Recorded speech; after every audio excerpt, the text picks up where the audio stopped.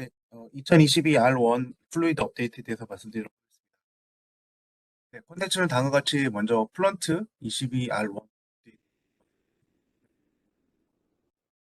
말씀을 드리고요. CFX와 터보2에 관련된 업데이트를 한 5에서 10분 정도 말씀을 드리도록 하겠습니다. 네, 첫 번째는 플런트에 대한 업데이트 내용에 대해서 소개를 드리고 다음 같은 순서로 진행을 할 거고요. 그래서 먼저 프로세싱, 그 다음에 솔버, 그 다음에 포스트 프로세스에 대해서 각각 업데이트 사항을 말씀드리도록 하겠습니다. 네, 첫 번째로 프리 프로세싱에 관련된 업데이트고요. 네, 프리 프로세싱에서는 먼저 그 셀존 숫자가 이제 굉장히 많은 경우에 대해서 이제 퍼포먼스가 이제 개선이 되었습니다. 그래서 어, 저희가 이제 테스트한 걸로는 약 이제 만 개 어, 정도 이상의. 부장님, 이정은 부장님, 네, 그 지금 소리가 살짝 멀어졌다, 가까워졌다 이렇게 계속 왔다 갔다 하면서 들리는 것 같거든요. 혹시 마이크 조금 다시 한번 체크해 주시겠어요? 지금도 그러시나요? 네, 그런 것 같아요. 소리가 들렸다, 안 들렸다 그렇게 있어가지고.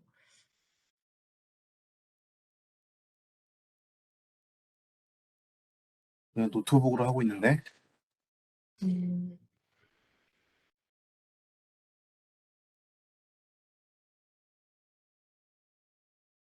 잠시만요. 네,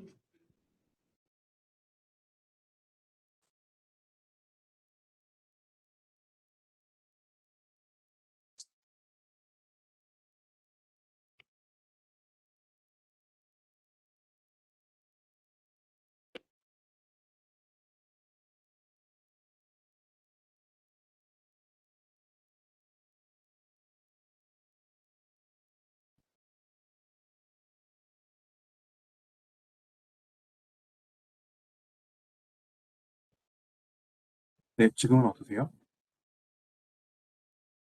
우선 진행해 주시면 저희가 또 들어보고 말씀드릴게요.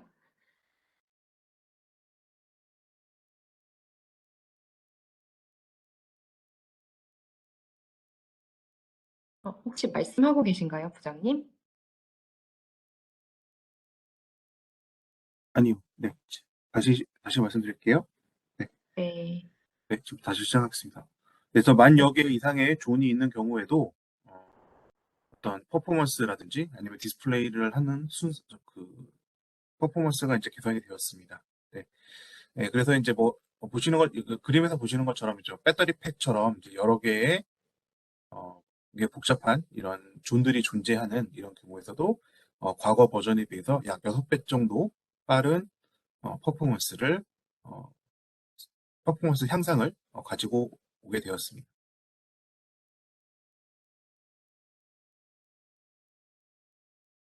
네, 다음은 이제 플런트 메쉬 중에서 이제 폴트 토러런트 메쉬를 사용하시는 경우에요.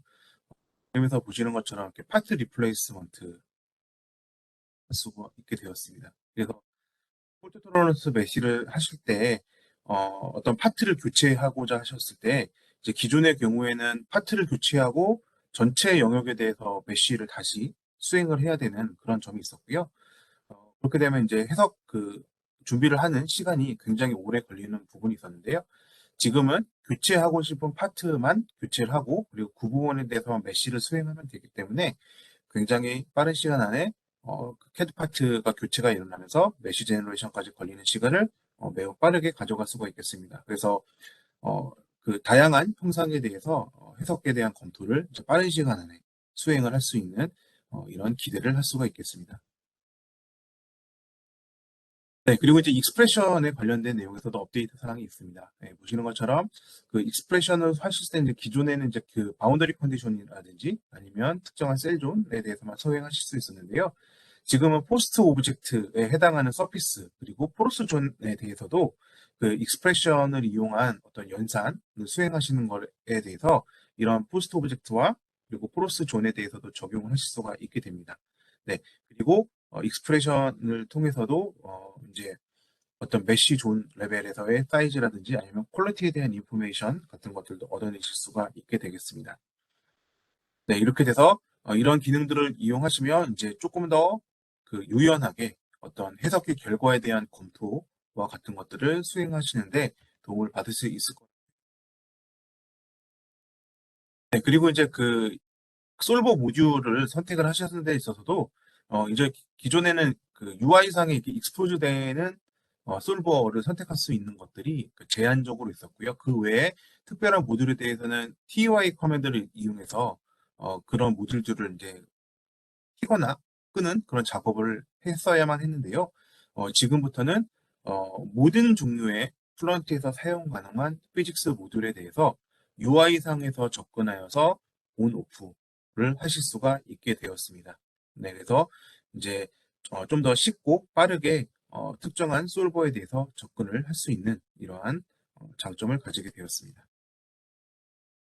네, 다음은 솔버에 대한 업데이트 부분을 설명을 드리도록 하겠습니다. 네, 먼저 이제 그 멀티 GPU 솔버에 대한 기능이 베타 기능으로 제공을 하게 되었습니다.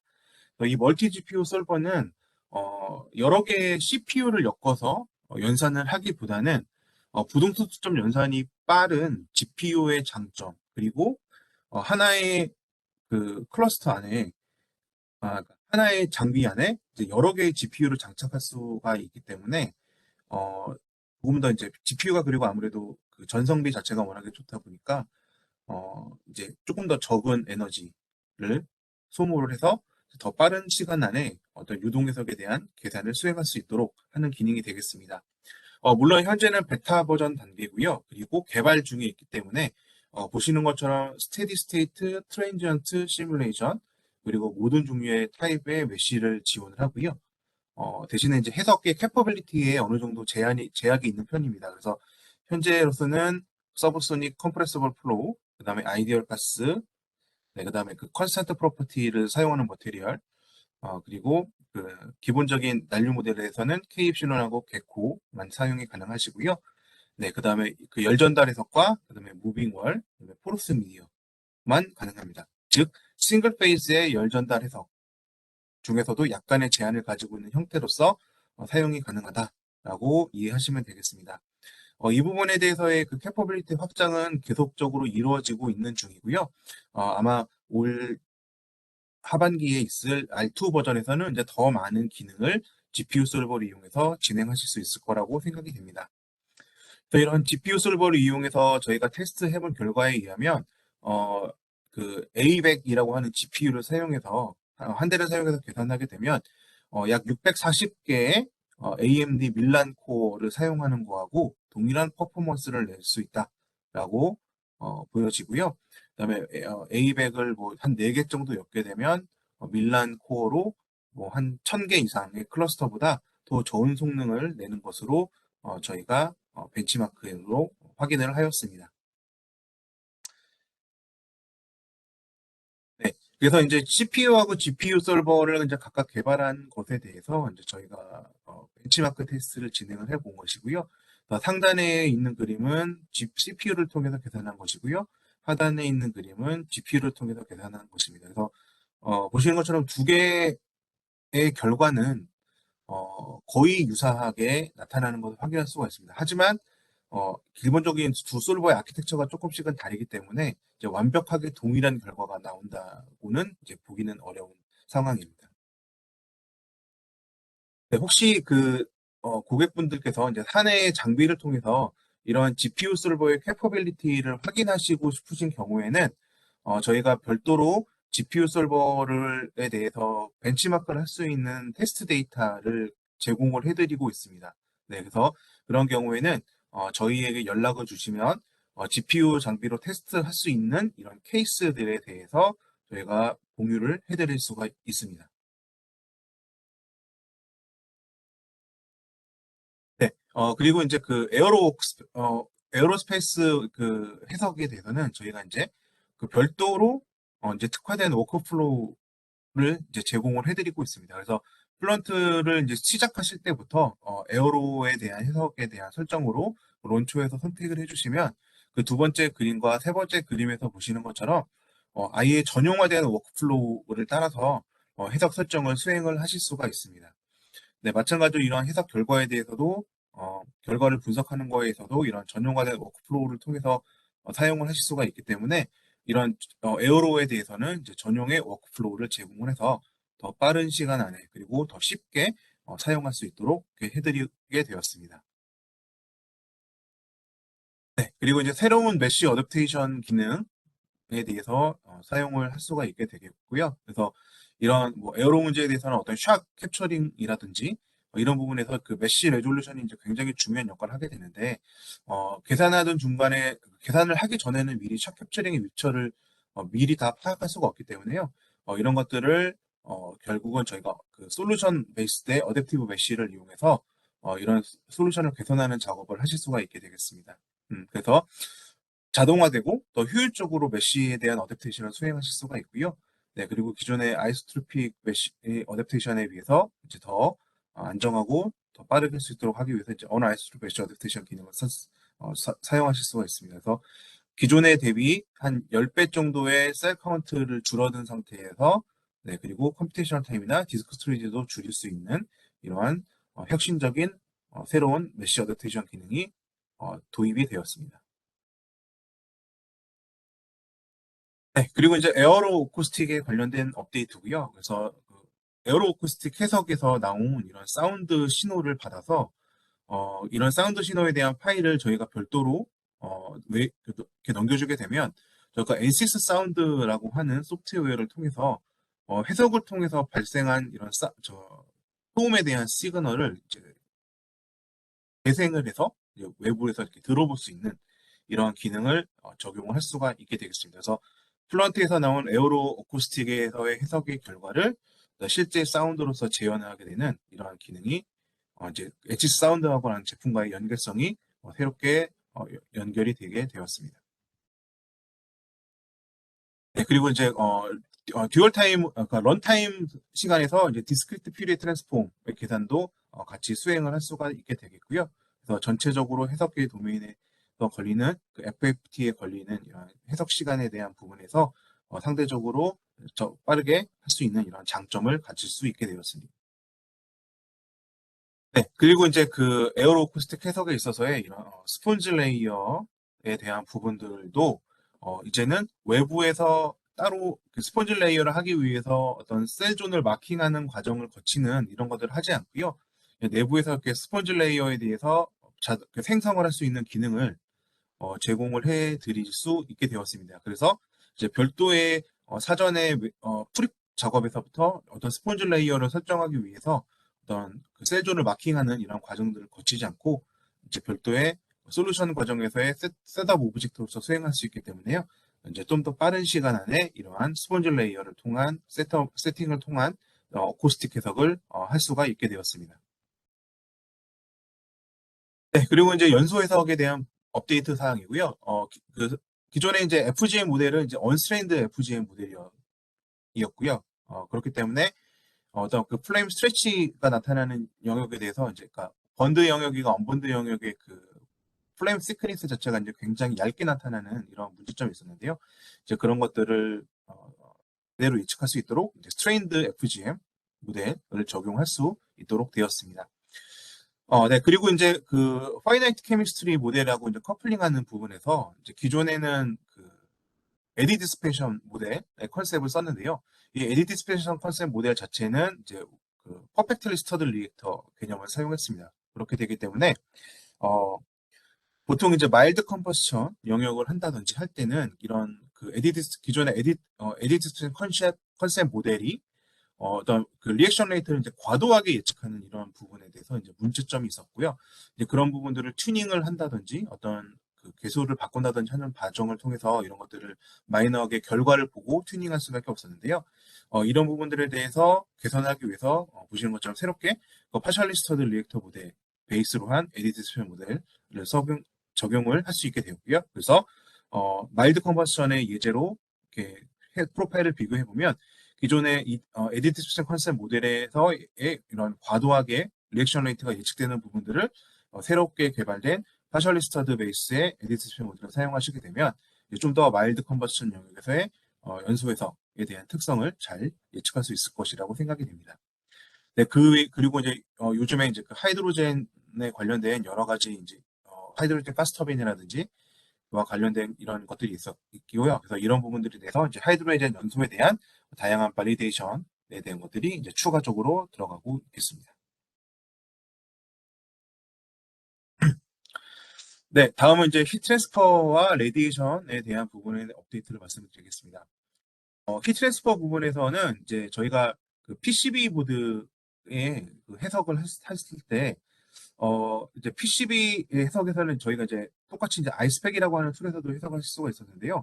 이 아이스팩이라고 하는 툴을 이용하셨을 경우에는 어떤 그 PCB 자체의 어떤 이캐드에 대한 정보로부터 어떤 뭐 이펙티브 컨덕티비티에 대한 분포를 가지고 온다든지 하는 것들에 대한 그런 자세한 PCB 모델을 사용할 수 있었습니다. 그런데 플런트에서는 그런 기능들을 제공하지 않았었죠. 그래서 이제 플런트에서는 그런 기능들을 제공하지 않았기 때문에 현재 모델에서는 그 아이스팩에서부터 생성된 PCB 모델을 플런트로 그대로 불러와서 기존의 플런트로는 PCB를 제외한 나머지 영역을 모델링 하시고요.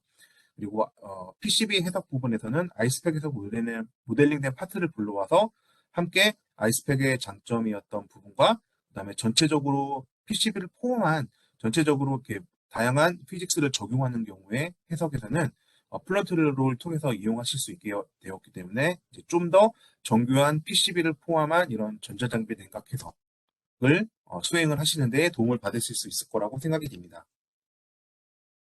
네, 그리고 이제 쉘 컨덕션 모델에 대해서는 이제 넌 컨포멀 인터페이스에 대해서도 쉘 컨덕션 모델을 적용하실 수가 있게 되었고요. 그다음에 이제 인렛 경계 조건에서 이제 그 디오나 몬테카를로에 있어서 그 트랜스페어런트 플로우 바운더리 컨디션을 적용을 할 수가 있게 되었습니다. 네, 다음은 이제 그 배터리 모델에서의 업데이트 사항에 대해서 말씀드리도록 하겠습니다. 네, 배터리 모델에서는 새롭게 배터리 라이프 모델이 추가가 되었고요.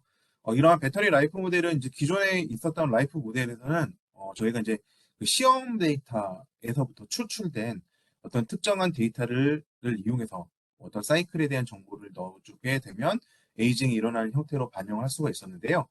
지금은 아예 피직스 베이스드 에이징 모델이 적용이 되어서요.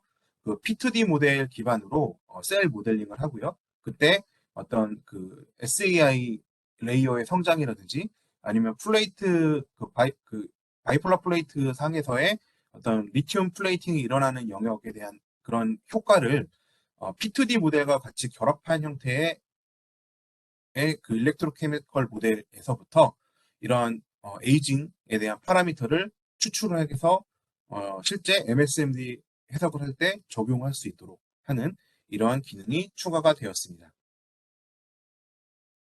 네, 그리고 이제 배터리에서의 롬 모델을 생성을 하실 때 기존에 이제 저희가 어떤 그 LTI 롬을 제외한 어떤 SVD 롬이라든지 이런 것들을 생성하셨을 때 어떤 트레이닝 데이터라든지 아니면 계산 결과 계산을 만들어주기 위한 여러 가지 조건에 대해서 이제 사용자가 일일이 지정을 하거나 아니면 별도의 ACT를 통해서 이런 해석을 수행하셨어야 했는데요. 지금은 아예 내장된 툴킷을 통해서 자동적으로 LTI나 SVD 롬을 생성할 수 있는 이런 데이터를 만들어내는 작업을 하실 수가 있게 되었습니다. 그래서 더 빠르고 쉽게 이런 롬에 대한 부분들을 생성할 수 있는 이런 기능을 제공을 하고 있습니다. 네, 그리고 이제 배터리 팩에 대해서도 저희가 이제 그 배터리 팩에 들어가는 한 모듈 하나 그리고 냉각하는 패드에 대한 지오메트리 즉그 메시 파일만 제공을 해주시게 되면 이제 그 내부에 있는 워크플로우들을 이용해서 배터리 모듈을 보시는 것처럼 이렇게 플런트 안에서 미리 그 사전에 미리 생성을 해서 해석을 할 수 있는 이러한 기능을 제공하게 되었습니다. 그래서 조금 더 이제 편안하게 이런 배터리 팩에 대한 어, 그 모델을 생성하는데 도움을 받으실 수 있을 거라고 생각이 됩니다.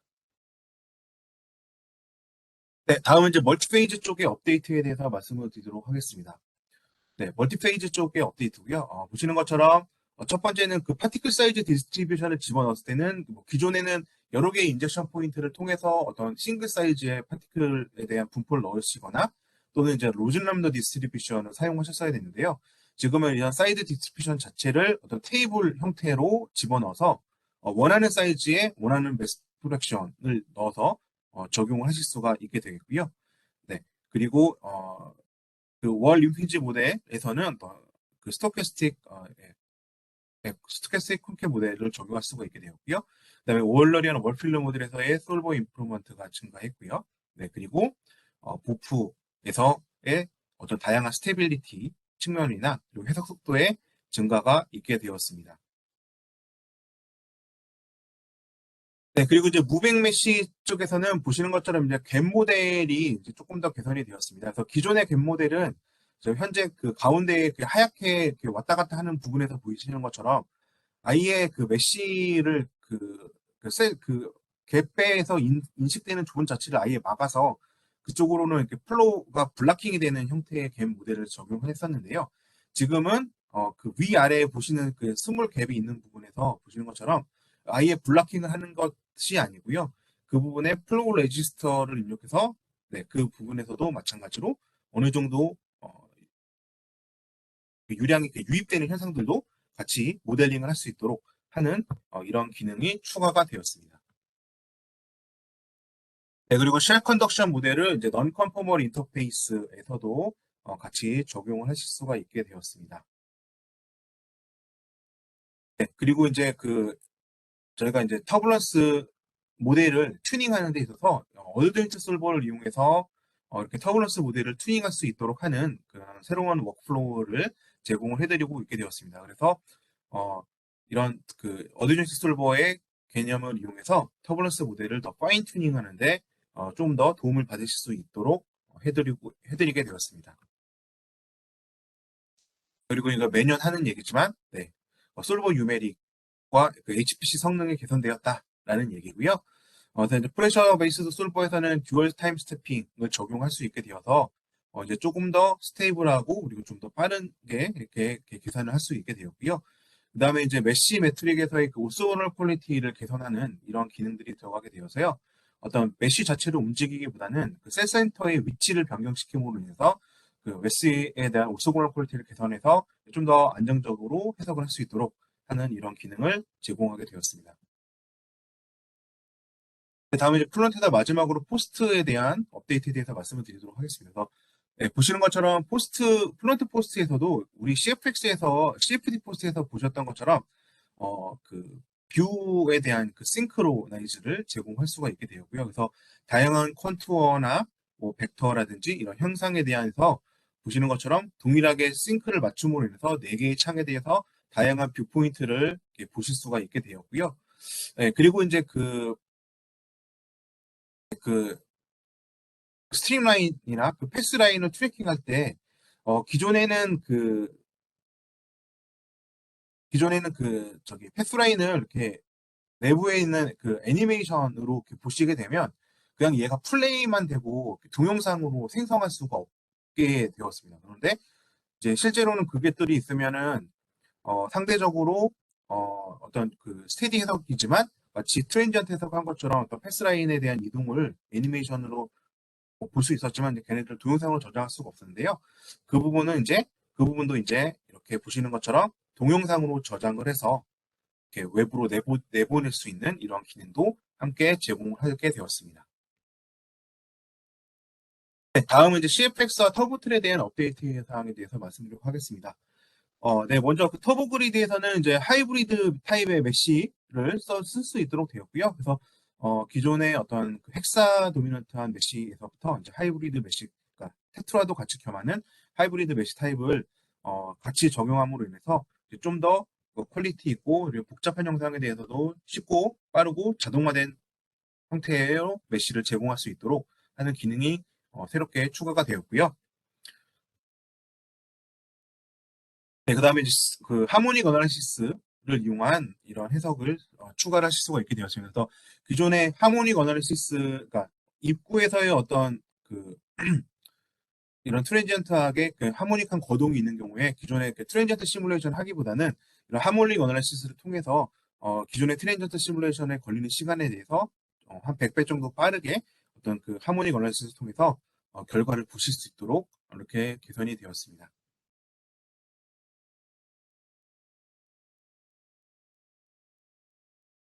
네, 그 다음에 이제 그 블레이드 쿨링 필름 모델에 대한 비주얼라이제이션 기능이 개선이 되었고요. 그래서 보시는 것처럼 특정한 위치에서 이렇게 수직 방향으로 나가는 것뿐만 아니라 그 위치 그리고 얘가 보이는 어떤 인젝션 앵글이라든지 그다음에 네, 아까 앵글에 대한 조정을 함으로 인해서 그 위치에서 다양한 인젝션 앵글과 그 쿨링 필름의 블레이드 쿨링 필름을 만들어주기 위한 홀의 그 형상들도 쉽게 모델링을 할 수 있도록 되었고요. 마찬가지로 이런 형상들도 네, 보시는 것처럼 이렇게 시각적으로 쉽게 구분할 수 있도록 하는 기능을 제공을 하고 있습니다.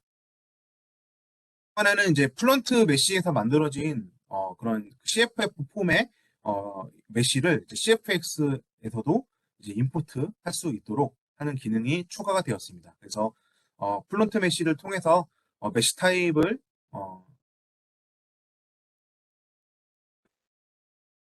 헥사 메쉬라든지 아니면 테트라 메쉬 타입을 통해서는 만들어진 플런트 메쉬의 그 메쉬 파일을 이제 CFX에서도 읽으실 수 있도록 되었고요. 네, 그 다음에 CFX의 MPI 부분도 이제 기존의 3점대 버전에서 어, 아, MPI 버전도 이제 CFX도 이제 그 마이크로소프트 MS MPI를 사용할 수 있도록 되었고요. 그 다음에 오픈 MPI의 경우에는 3점대 버전에서 4점대 버전으로 업데이트가 되었습니다. 다음은 이제 터보 툴에서 이제 블레이드 에디터 부분이고요. 이제 블레이드 젠에서 블레이드 에디터로 넘어가는 워크플로우가 이제 더 강화가 되었습니다. 그래서 기존에는 블레이드 젠에서 만드는 것들을 이제 별도로 넷에서 블레이드 에디터로 갔어야 되는 것들 이거를 이제 하나의 워크플로우로 사용하실 수가 있게 되었고요. 그다음에 이제 엘립스 로케이션에 대해서 이제 탄젠트 옵션도 이제 새롭게 적용할 수 있도록 되었습니다. 네, 그리고 이제 블레이드 에디터에서의 그 프리퍼런스를 체크하기 위해서는 기존에는 이제 블레이드 에디터 자체에서 그 옵션에서부터 정의하셨어야 되는데요. 지금은 워크벤치 상에서 그 디자인 모델러에 대한 옵션을 세팅하는 곳에서 그 블레이드 모델러에 대한 그 옵션들도 같이 설정할 수 있도록 이렇게 변경이 되었습니다. 네, 여기까지 해서 플런트하고 CFX에 대한 업데이트를 마치도록 하겠습니다.